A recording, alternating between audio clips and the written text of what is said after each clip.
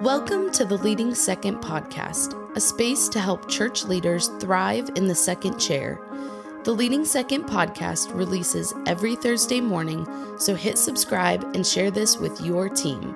Let's jump into another episode for all of us who lead from the middle.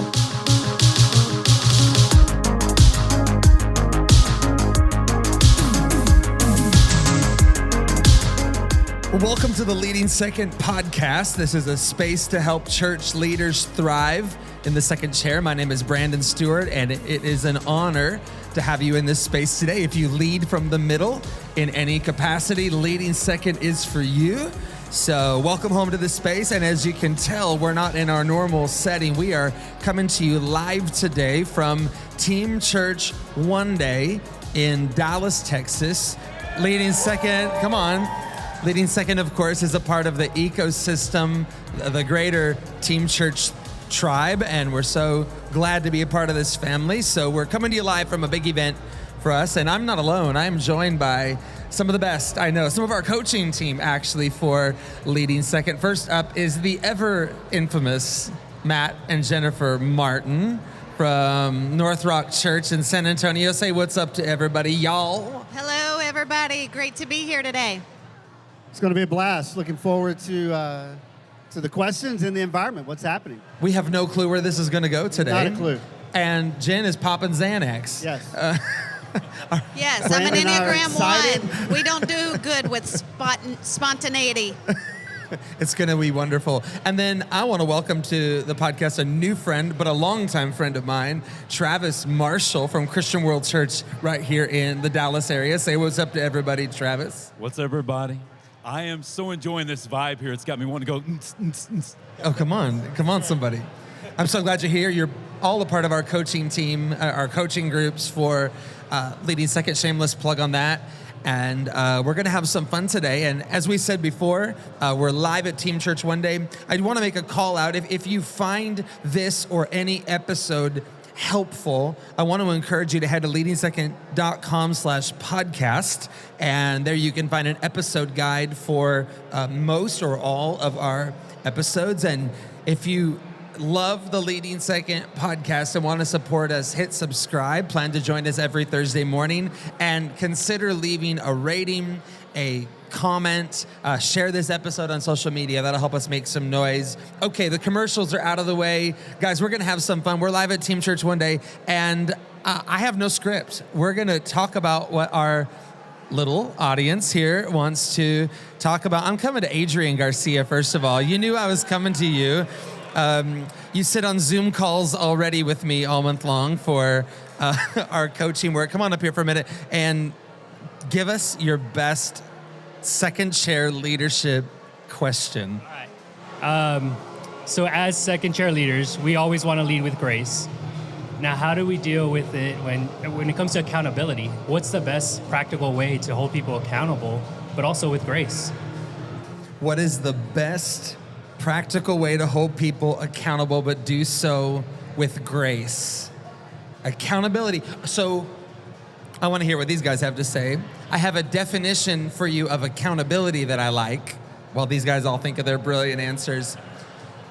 The definition of accountability I heard years ago is the ability to be questioned, or maybe the willingness to be questioned. In other words, you are accountable as a leader when you're willing to have someone you trust question you, question your motives, question your actions. So I love that, first of all, and maybe that's a culture we need to build, is the comfortability and willingness to be questioned, by people around us. What would y'all say about providing accountability but also showing grace to those that serve on our teams?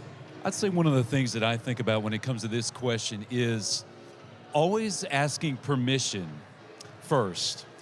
There's something about inviting them to saying, yes, I'm willing to be coachable. And that's how I just start with it. Hey, I need to coach you right now. I need to pastor you. I need to mentor you right now. Are you coachable? And when they give that permission, let her rip. Say what you need to say with That's grace really and with good. love. But yeah. That's brilliant. Yeah, I would say too, clarity is kindness. And sometimes we have an expectation of someone and we're trying to hold them accountable to something that they don't even know that we expect of them. And so I love paperwork. And so anytime you can go back to paperwork and say, hey, remember when you signed on to this job or this role? We went through this paperwork. You signed it right here. I signed it right here. But you're not meeting these expectations. Let's talk about that. Is this a bad season in your life, or do you have a lot going on? And sometimes it's not that they don't want to be held accountable. It's that they don't know what your expectations are. And sometimes as a church, our expectations are moving targets. And last week, we were asking them to do this, and this week we're asking them to do this, and they're confused about what they're even supposed to be doing. So that, and you know that we've been working with your team at Revolution Church. We've been working on all of the sexy stuff, right? Job descriptions, and it can feel like the piece of paper you want to put in your top desk drawer and never look at again, but really what a great job description is. It's a mandate for the job, and you're setting up the very platform to which you're going to bring, like Jen's mentioning, that you're going to bring them back to if you need to provide accountability, right? So what a job description is, it's not just something we should ignore. It's actually, you're setting up your performance review. You're setting up your coaching backstop when you set up your expectation for the role. So maybe we should stop overlooking these things and maybe pull them out of the top desk drawer, once in a while. Thank you, Adrian. Come on, give it up for Adrian. Get us started. All right. I wonder if anybody else has your best second chair leadership question. I have brilliant people here that want to answer. Sammy. Hey, Brandon. Thank you. So, leaders are supposed to be able to look at things at the macro level, right? We're supposed to consider second and third order effects of decisions. When problems are brought to us, we have to consider the micro. That's strategic thinking. So my question for you is, how do you develop that mindset? How do you develop that mindset to go from just thinking at the micro to thinking at the macro level in a strategic sense? How do you develop the mindset in your team of thinking at the micro level to thinking at the macro, seeing the big picture? That's really good. And in second chair leadership, don't we get very micro focused sometime? You lead a safety team at your church, but like we can get very focused on my role, my team, and I think can lose sight of the bigger picture. Matt, what would you say? As second chair leaders, this is vital because we know how detrimental it is when the senior leader gets micro and overlooks, but we give ourselves a pass sometimes because we say, oh, this is our lane. And we get so caught in our lane that we become too micro. And you do have to be a specialist for sure. But I think there's a couple of ways to do it. The number one way I see, well, obviously there's the personal growth mindset. I've got to be able to back up and look at this. But also having the right conversations. It could be a 10-minute sit down with your direct lead or your lead pastor, but it's also conversations with those that you're leading and you're leading with, and saying, hey, what's going on around me that I don't know? I've just done this over the last 2 weeks. We have a lot of things happening in our world, at our church, and I'm a specialist right now in a few areas, but I had to back up, and I just went and had conversations, and I was somewhere between shocked, appalled, and blessed by the answers that I received. But what it's done is it's caused me to back up with a macro look now and say, okay, I've got to spend a little percentage of time figuring out. So that would be one. But I think it always comes also, we're quick to judge the senior leader or the other leader that does that, and we're blind to our own self. And so we've got to, that's the first place. Look in the mirror. That's so good. Yeah. Well said. Why are silos dangerous on a team? They are. Why are they? Well, a couple of reasons. The first place you're going to see toxicity in your church is in a siloed team. Let's take a kids ministry team, for example.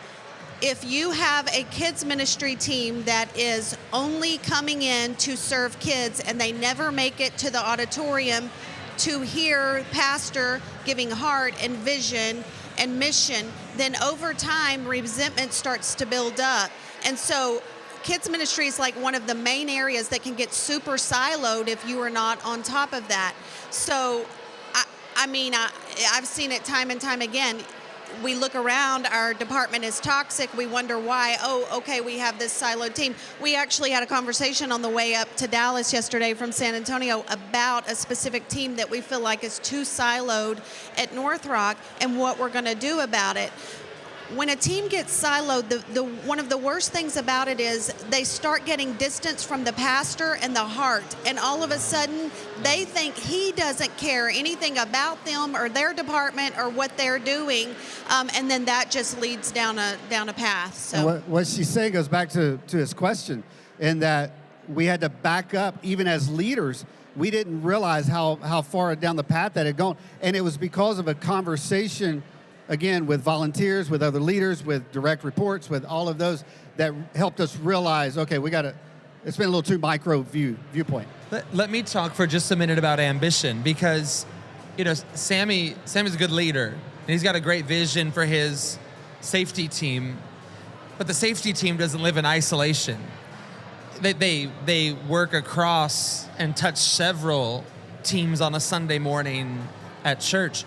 Ambitious leaders can sometimes, though, say, what's my vision for my department? What's my vision rather than asking, what's the vision of the house and how does that translate into I think those are two different things. And that's where, in Leading Second, when we say things like we have to be willing to lay our ideas down, I think that's where it comes from, is if I get too focused on my vision, my ideas, I can straight up silo my team right out of collaboration with the bigger picture. Sammy's team probably touches 10 plus teams and departments on a Sunday morning. And how dangerous would it be to see micro, in that? Well said. Thank you, my friend.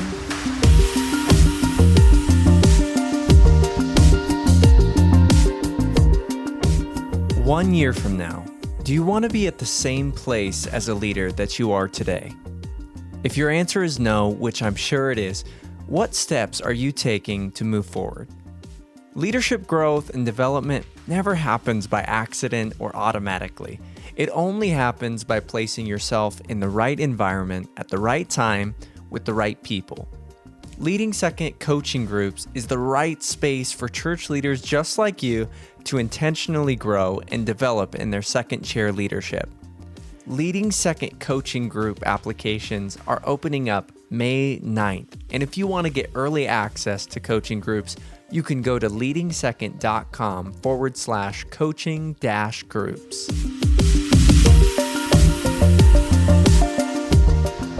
Hello.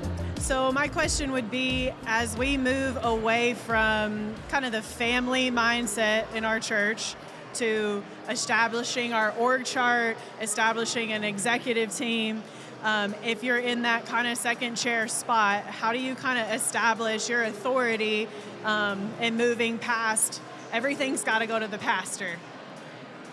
What a great question. Can we tell we have some growing pains going on out there? We all have them. Great question. How do you establish your authority as a second chair leader as you're growing your organization? In the early days, everything goes to the pastor.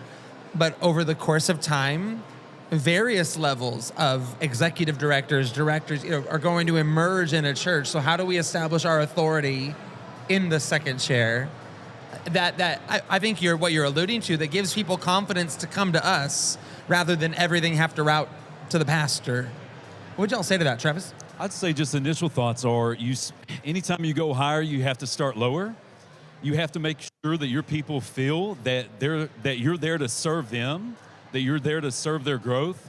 There's a powerful thing to be said about TIME. We've all heard the Maxwellians saying people don't care how much you know until they know how much you care. And when they know that you truly care about their growth and their opportunities and that you see them, that they feel seen and heard and understood by you, they'll allow you to coach them. They'll allow you to move them forward as a team and as individuals. It also comes down to a trust, and trust is not built overnight. Trust is built over time, as he just said, and you got to give people room to fail, and they know you're the backstop. Like, I've got you.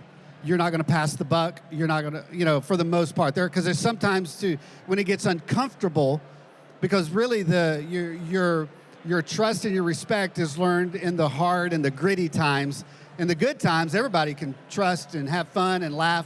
But when it's rough and it's tough and we're having to dig something out or we're having to start over again, then I've got to earn their respect. I've got to earn their trust. And how am I going to do that? I'm going to do that by being their backstop. I'm going to do that by catching them. I'm going to do that by resourcing them. Sometimes we simply just don't resource well enough. I've been guilty of this as I've elevated leaders and I needed people to answer to them, but somebody would still text me or call me, and I would give the answer. I've had to learn to shut up. I've had to learn to quit answering all the questions because I need you to go talk to them. And so you will, as you empower your leaders coming up under you, they will start viewing you that way. And when you quit answering all the questions for them, from their people, then they'll start to respect you because, hey, they're building me a space to lead. And obviously your pastor's building you that space. And, Jennifer says it best. We lose all personal wins when we're in the second chair. That's right. That's well said. I got to get over myself. I got to get over my ego. I'm here to make the senior team or the lead pastor succeed. I'm here to make those on the team succeed. I find my victory in that. Isn't it interesting, this thought? Authority and being an authoritarian are two totally different things. Exactly. Being in authority and having authority with people is not about always having to make the call, always being right, always having to be the smartest person in the room. I love that Travis started us with the thought of essentially being demoted into leadership. Leadership is service. We know that. Think of the people you would go to that you would trust with your life. Just think of those people. Who are those people? How did those people establish that kind of authority in your life? Just think about that. Like the people that you would bank everything on their advice, how did those people establish their authority? It probably wasn't from always being right, always being smart. It probably came from serving you or time or investment in some way that you built a trust factor with that person. And I think there's something there with authority that we need to, you're really looking at the end of the day also for spiritual authority, of course. People would come to you when they recognize God's leadership and God's moving through, the touch of God on your life. So I think being in authority and being an authoritarian are two maybe opposed ideas. That's a great question. Okay, come on, Emily. So we know we all have a leadership lid of some sort. How do we help? Not me. I don't have any lids. Okay, I'm just joking. How do we practically help people when we see it in ourselves, of course, but also when we're leading others below us? Like, how do we help people take the lid off? That's so good. Isn't it so true? It's so powerful when we recognize our leadership lid. Emily's question was, how do we help people take the lid off if they're experiencing a leadership lid?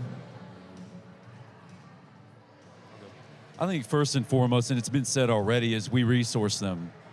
I think that is one of the biggest things that we can do is, there's two different teachers in life. You have experience and you have mentors. The cool thing about mentors is they can shave years off the experience, right? And so it's a powerful thing to ask your whoever you report to, or if there are people that report to you, those that you've allowed to speak into your life and help move your lid up a few levels. Introduce them to the people that help grow you, and ask the same of those that you report up to. That's great. Mentors shave years off experience. That is good. That's good. One of the things Brandon always says is people have to give you permission. So sometimes we see potential in others and we know that they can go places, but if they've not given us permission to take them there, then we can't take them there. They may not even see it. Yeah. You're asking a question about capacity. And it's a mysterious topic to me. There's very little written on it.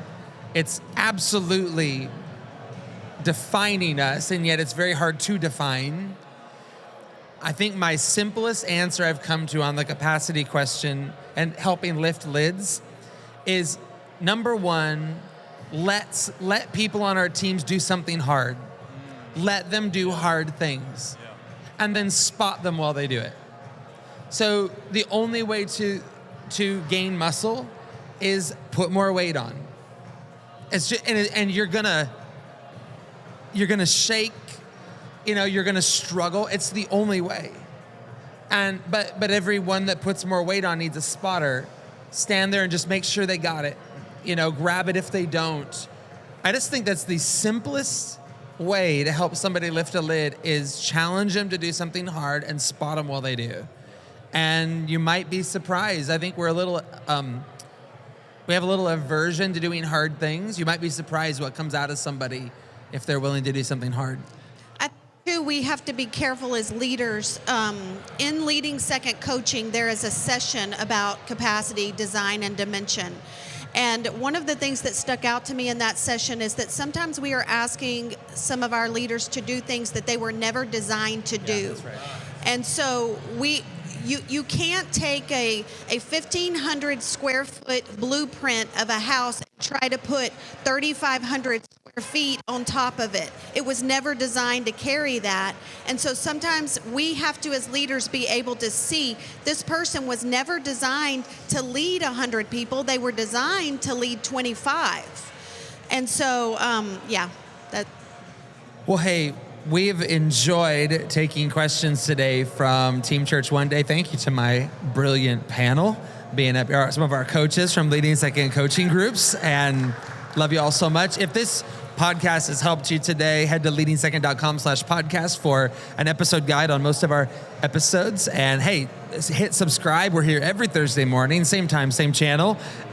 Leave us a rating, a comment, share on social media, and plan to join us next week for a conversation for all of us who lead from the middle. Leading Second, we love you. Until next time, let's run strong for the kingdom and lead in an uncommon way together. God bless you.